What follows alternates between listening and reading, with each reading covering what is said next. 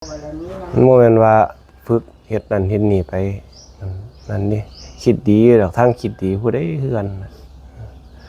เพิ่นยังว่าไม่ฝึกอุปนิสัยเฮาเนี่ยล่ะเฮ็ดมันเป็นเหตุเป็นปัจจัยเรื่อง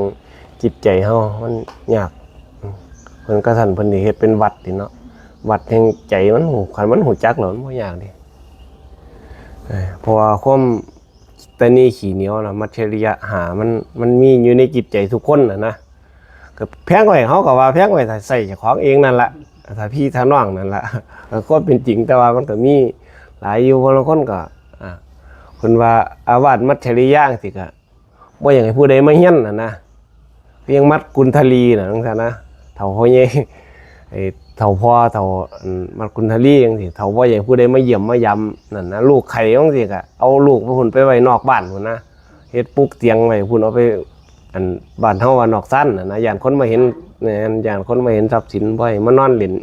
บ่อยมานอนป่วยในบ้านนะเสียงคนไว้นั่นนะมันก็มีแบบตัวอย่างนี่นั่นนะแล้วก็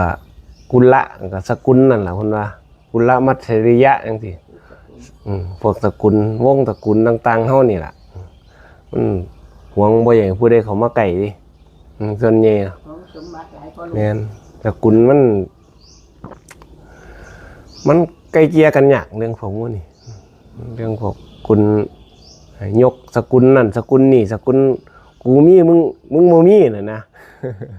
ตระกูลมีตระกูลโมมีมันเหยียดกันเนาะ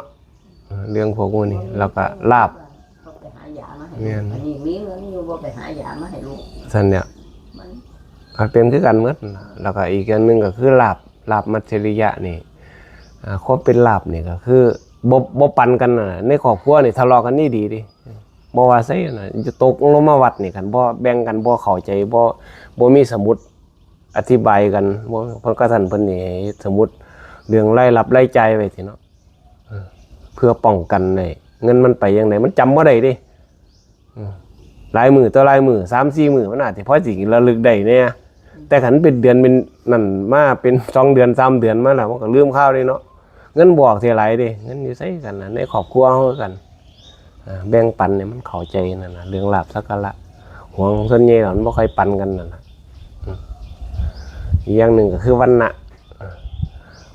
นี่กันเปรียบไว้ก็คือเรื่องพวกเหยียดสีผิวต่างๆน่ะคุณงามความดีอย่างต่างๆบ่อยากผู้ใดดีลื่นเจ้าของน่ะนะคันคืออย่างนั้นเป็นข้าวน่ะเห็นบ่ยันฟ้าเขาใส่กันเอาอีหลีได้ยายบ่อยากผู้ใดดีลื่นห้วยกูเจ้าวาดน่ะนะมันเป็นจังซั่นนี่สู้ลูกวัดสู้ต้องเอิ้นกูก้อนน่ะต้องพันกูก้อนน่ะนะมันเป็นจังซั่นนี่เพิ่นเอิ้นโอ้ยมีแต่แนวบ่ใครดีเรื่องโดยเฉพาะกับเรื่องธรรมะนี่ตัวสุดท้ายนี่ก็บ่ใครแสดงธรรมนั่นนะขี้ข้าน1โลกขี้ข้าน2บ่รู้ว่าสิสอนจังไดนั่นนะ3ก็ตัวใดล่ะเรื่องธรรมะนี่ส่วนใหญ่แล้ว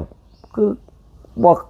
ย่านหมู่ดีก็เพิ่นนั่นล่ะย่านเรื่องไล่ลงไปหาลาภนี่ยังนี่ย่านลาภหายบ่ใครอยากแสดงธรรมนั่นนะบ่ใครอย่างนั้นไปเฮ็ด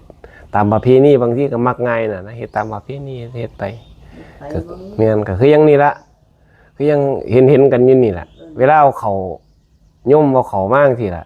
มาฮอดก็อ้าวรับพรนะโยมก็ยะถาสัพพิก็ลุกยุ่มไปสิเว้าสู่กันฟังเล็กๆน้อยๆซ้ำนี่ล่ะก็บ่หาแต่หลายดอกว่าบ่มีโมหารสิว่าบ่หาต้องมีโมหารหลายดอกก็เว้าธรรมดานี่ล่ะแบบบ้านๆบางมื้อมันก็มีวิชาการนำแนมกันระลึกมันก็แล้วแต่สมองเฮาเนาะมื้อใดมันใจดีมันก็คิดแม่นให้มันเป็นประโยชน์นำขอคิดให้นำแนวเล็กๆน้อยๆนั่นล่ะปรึกษาหารือกันคุยกันปรึกษากันอยู่ซ้ำพอปานนี้น่ะมื้อว่างมื้อใดก็ยะถาสัพพิก็จะว่าแปลว่าจังไดอยู่ดิเป็นแปลได้มันก็ทับอยู่ในหันของมันอยู่แล้วนะเนาะว่าสิเติมเต็มจิตใจเฮาได้นี่โอ้ยมันบ่แม่นเรื่องง่ายเนาะกว่าสิเพาะปัญญาได้เพิ่นว่าแท่งทะลุมันมีหยังในพระวินัยพระธรรมแล้วก็พระอภิธรรมอีก3ตะกร้านี่ต้องแท่งบรรลุต้องเข้าใจมันน่ะเข้าใจต้องเฮ็ดมันเป็นอีกมีเท่านั้นอนุโมทนาบุญนำบ่ได้ขอคิดมื้อละเล็กมื้อละน้อยไป ก็นำรับพรภาษาบาลีสืบต่อไป